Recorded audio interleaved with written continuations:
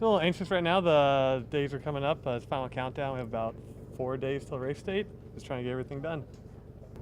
Finally getting on the water, getting this thing underway.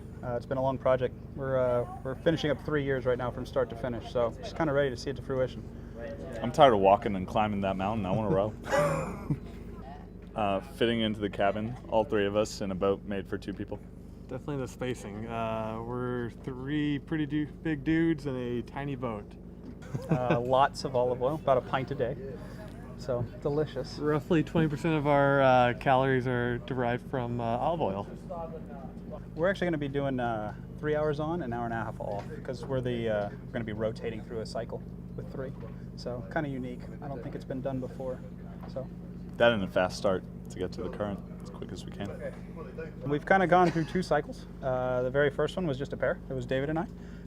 We did a full year build up to that, and we actually met our fundraising goal for our charity, which was really exciting. We built the first boathouse in the city of Houston, so population 6 million people, and we got to say we kind of put our piece onto that. It was kind of cool. Then right before the race, I completely lost a tendon in my knee. I had a cadaver put in, so complete replacement of the patellar tendon, and wheelchair over Christmas last year at Disney World with the kids. Couldn't even walk. So it's been a long year of recovery.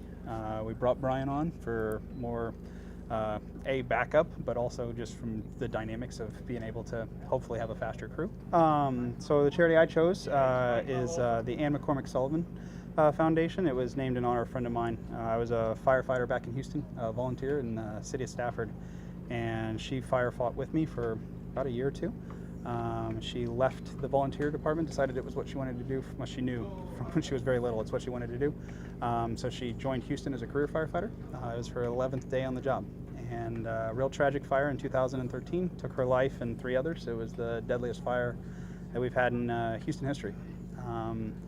And so they started a foundation in her honor, and we decided to name the boat in her honor as well. Her mom actually got to christen the boat, which was really nice.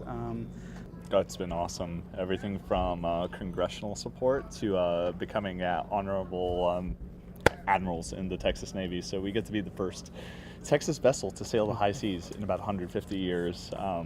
So it's a big honor for our state to be able to represent that.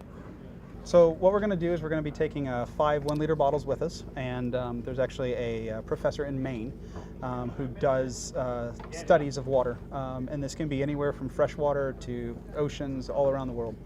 And what she does is she specifically looks for microplastics, which is basically when a plastic degrades, it has smaller pieces, hence micro, that fish can eat, and it can actually accumulate, and it can be toxic, and we don't really know the full effects of what it is, except that it's not normally there and we're putting it there.